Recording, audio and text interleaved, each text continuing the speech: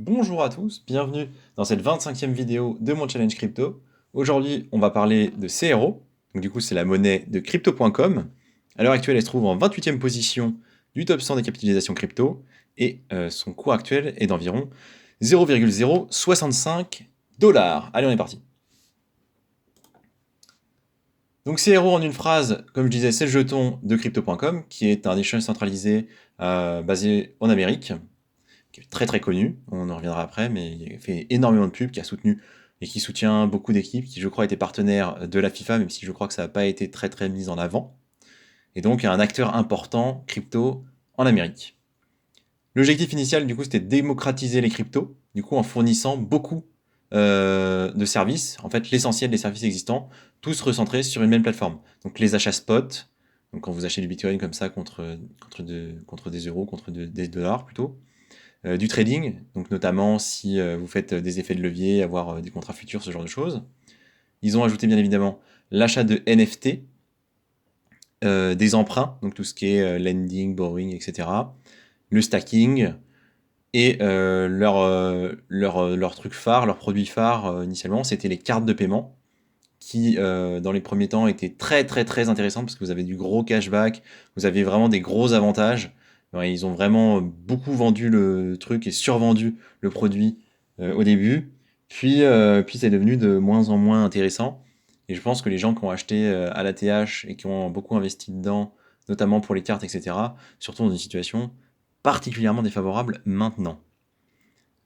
Au niveau des personnalités des entreprises, donc l'ensemble est géré par une équipe qui a fondé crypto.com en 2016, qui ont lancé le CRO, du coup, le token, en 2018.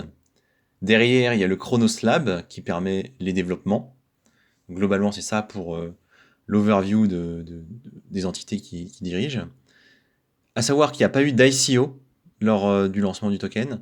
Il n'y a pas eu de pré-vente, c'est-à-dire qu'en fait, les CRO, donc les tokens, étaient initialement détenus par crypto.com. Donc bien évidemment, ils en ont un peu distribué à la communauté, ils ont fait des récompenses, mais ils en ont aussi pas mal gardé en réserve, et ils l'utilisent pour rémunérer le stacking et pour tout un tas de fonctionnalités sur leur plateforme. Au niveau de la technologie, du coup, on est sur évidemment un fournisseur de liquidité, donc ça je vais très vite, on l'a déjà vu sur d'autres échangeurs. Donc l'idée c'est d'avoir des réserves pour fournir aux utilisateurs des liquidités en échange des cryptos qu'ils veulent. À savoir que bien évidemment vous êtes sur un échangeur centralisé, donc effectivement vous achetez du Bitcoin et effectivement vous achetez du Matic, etc. Vous achetez des cryptos, mais c'est bien crypto.com qui détient votre clé privée, qui détient l'accès. Donc du coup, c'est bien eux qui ont les cryptos. Et s'il s'avère que, comme dans le cas de FTX, il y a une chute, un bank run ou X ou Y raison, il se peut que vous ne puissiez pas retirer vos cryptos. Voilà, c'est l'aspect ennuyeux avec l'échangeur décentralisé. À l'inverse, bien évidemment, si vous avez un souci, si vous avez je sais pas, une situation enfin, malencontreuse, vous perdez vos cryptos, vous perdez certains accès, bon bah du coup vous n'avez pas trop de problème parce que c'est eux qui s'en chargent. Donc il faut vraiment le voir comme une banque, quoi.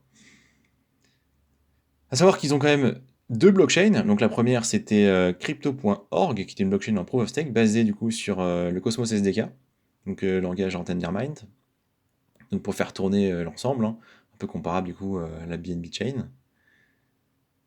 Et tout ça évidemment compatible ERC20 pour avoir les fonctionnalités de TH. Pour développer un petit peu leur fonctionnalité, pour avoir plus de dApps, etc., ils ont créé une sidechain plus tard du coup qui s'appelle la Chronos Chain et qui est elle basée sur un consensus également en Tendermint et basé sur Cosmos, mais par contre un consensus en POA, donc en Proof of Authority. Ce que ça va changer concrètement, c'est qu'il va y avoir moins de validateurs et qui vont être choisis par crypto.com. Parce que Proof of Authority, en fait, ça veut dire que quand vous voulez être validateur, vous devez faire une preuve d'identité, donc vous devez fournir des documents d'identité à l'autorité en question, donc ici crypto.com, et ils ont sélectionné très peu de validateurs, c'est entre 20 et 25, et pour l'essentiel, ce sont des grandes entreprises en fait. L'idée là, c'était d'avoir une blockchain qui permet de développer des dApps, et ils sont basés du coup sur ce. Alors je sais pas pourquoi ils ont choisi ce type de validation. mais ça a des aspects qui peuvent être désagréables quand on aime la décentralisation, du coup. Au niveau de la tokenomics, du coup, on est sur une supply max de 30 milliards, à savoir qu'initialement c'était 100 milliards, mais qu'ils en ont brûlé 70%, 70 milliards de la supply max en 2021. Donc ils sont émis à l'heure actuelle 83% de ces 30 milliards, ce qui théoriquement est une très bonne nouvelle, hein, en plus du burn qui a certainement été une bonne nouvelle à l'époque. Le petit souci qu'on va avoir, c'est du coup pour les rewards de stacking, je me demande comment ils vont faire quand ils seront arrivés à la totalité de la supply. Est-ce que du coup ils vont racheter les tokens? Est-ce qu'ils en ont beaucoup en réserve et ils estiment que ce sera suffisant? Bon, ça c'est à voir, mais c'est une question qui se pose du coup. Sinon, de manière générale, le fait que la supply soit capée et que l'émission soit presque totale, quelque chose qu'on apprécie en tant qu'investisseur parce que ça va avoir une tendance à raréfier le token et donc à faire monter son cours. Au niveau de l'utilité du token, justement. Alors il faut savoir que là, les fonctionnalités que je vais mettre sont sur la chaîne principale, hein, donc crypto, c'est la chaîne principale de crypto.com qui est du coup crypto.org. Sur la sidechain, la plupart des fonctionnalités qu'on mentionne ici ne sont pas effectives. Donc bien évidemment les gas fees sur la blockchain, la gouvernance, c'est-à-dire vous avez des tokens, vous pouvez voter pour donner un avis sur ce qui se passe, éventuellement choisir d'être d'accord ou pas d'accord avec telle ou telle avancée du projet. Le stacking, bien évidemment, on est en proof of stake, donc on peut récompenser le stacking. Le cashback, donc le cashback, c'est comme je le disais tout à l'heure, associé aux cartes de paiement. Donc vous recevez une carte en réel, vous pouvez payer en crypto avec, et en échange de paiements faits en crypto, vous recevez une petite part d'une récompense en crypto. À savoir, attention, que payer en crypto déclenche bien évidemment la flat tax, hein, c'est-à-dire que vous n'échappez pas aux 30% de flat tax sur les bénéfices quand vous payez en crypto via une carte. Donc l'intérêt, bon, je sais pas. En tant qu'investisseur, à titre personnel, moi je trouve ça pas intéressant, mais je sais qu'il y a des gens qui s'en sont servis et qui trouvent ça utile. Bien évidemment, toutes les autres fonctionnalités sont aussi enfin, permettent d'utiliser également le token, donc que ce soit le earning, le hunting, et le fait simplement d'avoir du token produit des avantages sur crypto.com. C'est-à-dire que vous allez payer un peu moins de frais, vous allez pouvoir peut-être accéder au lab, avoir des airdrops, peut-être participer à des ICO, ce genre de choses. Les choses qui sont intéressantes de noter du coup, c'est que sur la blockchain principale, on va avoir 100 validateurs, c'est peu globalement. C'est pas trop mal, hein, mais c'est quand même pas énorme. Donc c'est vraiment un maximum qui est posé pour le moment. Donc plutôt centralisé. À voir après en termes de proportion, mais plutôt centralisé. Et que la deuxième, du coup, c'est, comme je disais, entre 20 et 25. Hein, donc c'est vraiment très très centralisé pour le coup. La partie Proof of Authority, très centralisée. Il n'y a pas de doute là-dessus. Donc si c'est des choses que vous n'appréciez pas, bon, de toute façon, il ne fallait pas trop s'intéresser à un échangeur décentralisé. Un point intéressant, la TVL, c'est 7 milliards, si on en croit Defilama. Donc 7 milliards de la supply totale, c'est quand même pas trop nul, c'est un quart quoi. C'est pas incroyable en réalité. C'est pas incroyable. Et je pense que c'est aussi lié au fait qu'en ce moment les gens sont très frileux sur crypto.com. D'ailleurs, on va en parler dans les forces et les faiblesses. Donc le point principal que je note qui me semble être intéressant, c'est que le CRO est utilisé. Donc tant que la plateforme existe et qu'elle attire du monde, elle a quand même un gros marketing, elle est quand même assez connue. Donc je suppose qu'il y a quand même du monde qui va dessus et qu'il y aura de nouveaux entrants si bien évidemment elle survit bien market. Donc ça, le fait que le token soit utilisé, c'est un très bon point, qu'il soit nécessaire pour toutes les fonctionnalités, fait qu'en fait un ajout de la raréfaction du token qui va se faire, du fait que la quasi-totalité a été émise, on va arriver dans une situation où en fait le token va se raréfier et où il va être utile. Donc ça, c'est un point qu'on apprécie. Par contre, il y a quand même plusieurs points négatifs. Du coup, la plateforme a montré des réserves, hein, comme la plupart des autres plateformes, n'a pas montré son bilan, mais bon, ça c'est le cas pour toutes les échangeurs centralisés. Mais c'est quand même un problème, c'est quand même quelque chose qui est très ennuyeux parce qu'on sait ce qu'ils ont en réserve, en tout cas ce qu'ils veulent bien nous montrer, mais par contre, on ne sait pas quel est leur niveau de dette, on ne sait pas auprès de qui ils sont engagés, à quel montant. Donc en fait, est-ce qu'ils ont un bilan positif ou pas? Et au final, c'est ça l'information qui est importante, d'autant plus maintenant en bear market, quand la valeur des actifs a perdu entre 50 et 80%. Donc ça, c'est un gros point. Et à titre personnel, tant qu'on n'aura pas ce type d'information, je serai très frileux quant à acheter des tokens de plateformes centralisées.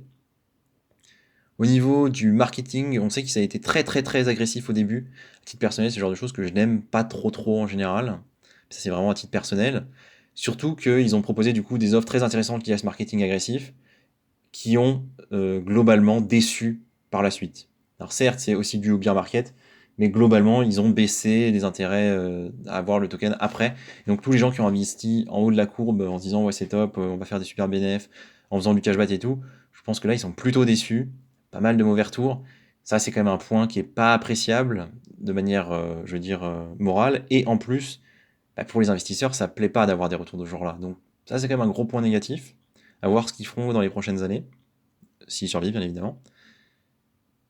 Parce que comme je le disais, globalement depuis la chute de FTX, c'est une plateforme qui inquiète. Il y a eu beaucoup de questions, il y a eu pas mal de FUD. Pour le moment ils sont là, pour le moment ils tiennent. À voir. Moi comme je vous l'ai dit, une fois qu'on aura un bilan, si un jour on a un bilan, et que c'est un vrai bilan audité, etc., je pense que ça permettrait de beaucoup stabiliser la chose. Mais le fait qu'ils ne le montrent pas, et qu'aucune plateforme ne le montre, c'est quand même un peu ennuyeux.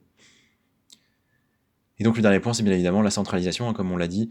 100 validateurs pour la chaîne principale, 25 pour la chaîne secondaire. C'est peu.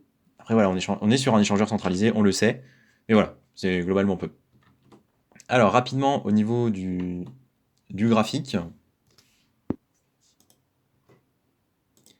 Alors, on voit que graphiquement, bah, ça a fait des pumps, ça fait un très beau pump du coup, novembre 2021. Donc plutôt sur la fin d'année, hein, pas tant que ça sur la première partie du bull market. Et depuis, c'est en baisse continue, hein. Il n'y a pas de, voilà, il n'y a pas de, il y a pas de question, ça fait que baisser, hein. C'est de plus en plus bas. Donc à titre personnel, ce genre de courbe, pour moi, ça va plus bas, en bear market, hein. Donc j'ai rien à attendre plus bas. À savoir, on va se mettre un petit trait pour faire ça un petit peu correctement. Tac. Qu'on a des plus bas du plus bas ici, hein. La zone qu'on voit, c'est un peu à l'arrache, mais c'est pour avoir une idée. On voit que le plus bas du plus bas, on est sur du 0,03. Donc on peut encore largement diviser le prix par 2, voire plus. Donc je vais pas faire plus d'analyse que ça, il n'y a pas tant de choses à dire. Ah, peut-être quand même, on voit le RSI en weekly qui a été tapé en juin et ici. Donc, et à cette date-là, en 7 novembre, donc quand il y a eu le crash de FTX. Je vois pas de raison pour lesquelles ça monterait, à part si bien évidemment ils montrent leur bilan. Mais j'ai l'impression qu'aucune plateforme n'a l'air pressée de faire ça pour le moment. Donc très honnêtement, tant que ça arrive pas dans cette zone-là, je regarde même pas. Éventuellement, on en reparlera plus tard. Pour le moment, j'estime qu'il n'y a pas grand-chose à dire. Voilà, merci de m'avoir écouté et à la prochaine.